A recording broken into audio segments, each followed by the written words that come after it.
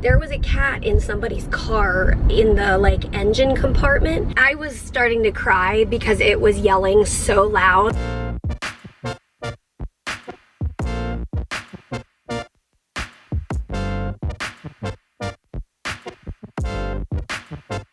Good morning, guys.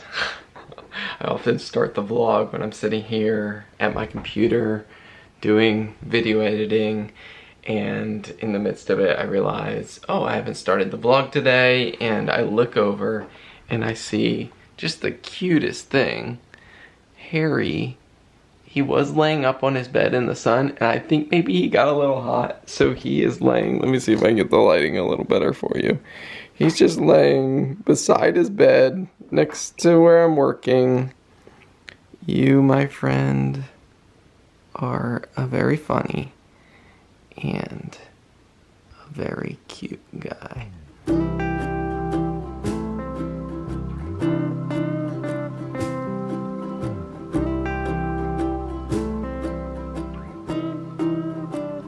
Mary went with a friend and their kiddos to a park to go play and spend some time with them this morning, and it just makes me grateful, number one, for friends and their kiddos to love on, but also just a season coming out of a long year of being isolated, and just being able to connect with people is such a gift. I was just reminded of that last night as our church is doing like a summer gatherings in our backyard where just a different individual or family are sharing their story of just life and faith, and it's just really encouraging to hear other stories. Last night Mary and I shared our story, and like it's just that human connection, and like just the reminder of we're made to be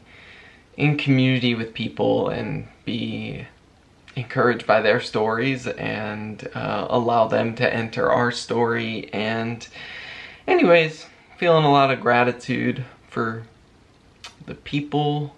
I mean, we moved here.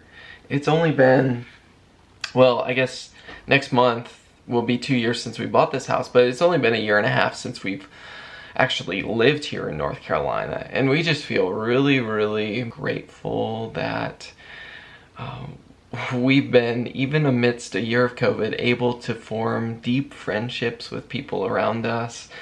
A lot of that is just a result of getting plugged into a church, and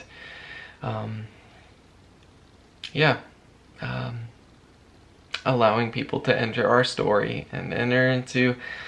Life is messy, you know? People are messy, life is broken, and we need each other. And I hope that, one of our hopes is that amidst the messiness and the brokenness of life, that you being able to enter our story through these videos can help you feel less alone. I know that not everybody's in a spot in life circumstances or health or whatever it is to be surrounded by people, and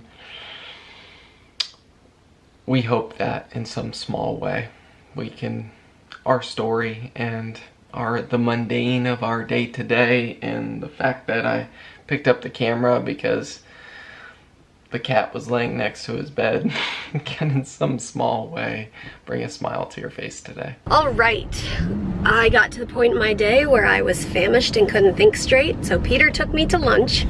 Thank you, thank you. Welcome. I'm back to the land of the living, and we gotta tell him what happened when you went to the park. I told him you went to the park with a friend? Yes. So we're just standing, you know, right here, and then way over in the parking lot I hear this sound, and I look at another lady who is in the park, and we were both like, what is that? It was so rhythmic that I thought it can't be an animal, and then I realized, oh my, that's a cat. So I go over to the parking lot, and all of a sudden it stops, So I walk back away, and then it starts again. There was a cat in somebody's car in the like engine compartment, which really scared me because I was like terrified that it was going to be like half burned or something from just the heat of the engine. So the lady was like, I drove an hour here and I only heard it when I parked. And so, which she thought, when she heard it, she thought it was the car next to her because she obviously didn't have a cat. And anyway, long story short, we tried, like I called Peter and had him bring like the dog carrier in case the cat came out of the car, and he brought cat food, and we tried all the different things. I called a local like animal place and they didn't have anybody who could help us, but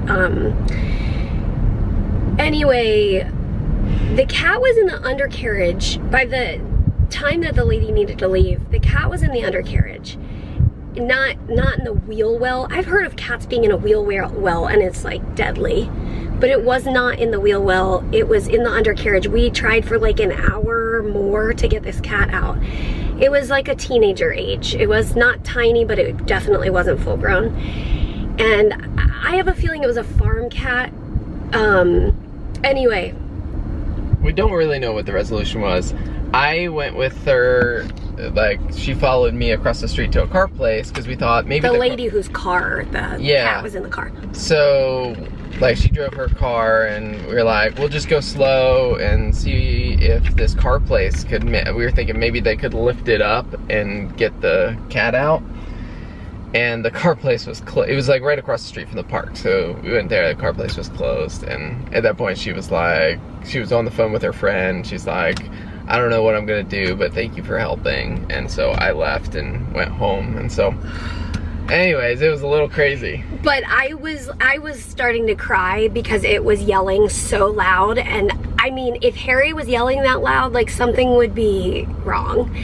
But it was a small cat. It was scared. But here's what happened. At one point, I reached my hand down toward it and it scared the cat, and the cat came out of the car. I saw it jump out and I was like, oh good.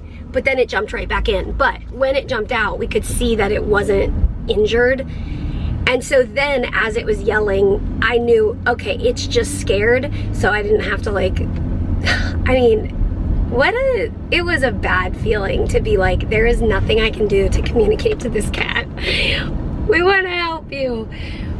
But yeah, my friend who I was with, she grew up with cats that jumped in cars like that frequently. And she said that they will usually just hop back out. And so hopefully, here's my guess is what's gonna happen. The girl whose car it was, she lives an hour away. It made the whole hour trip. If she's not able to get the cat out, she'll go home, she'll park. It's gonna be like, I'm home, and it's gonna jump out and go be with its family. That's my guess. But there's nothing we can do about it. There's nothing else we can do. All right, we stopped at the pharmacy. I'm gonna run in and grab some of Mary's medications. Thank you. You're welcome. Come again. I'm sure. Speaking of cats, there's mine. Ours. He's a funny guy. He needs all the kisses. Oh boy. Oh boy. Do you like it up there? Oh, Harry, are you gonna get down? Meow.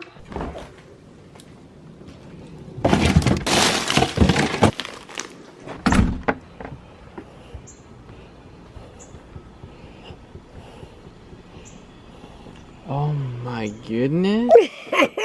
You want a hot dog over the fire? Do you? No. I got another one ready for you. Really? Yeah. I'm kind of full. You're hungry? I think so. Good. Thanks for joining us. And? We'll see you tomorrow. Good night.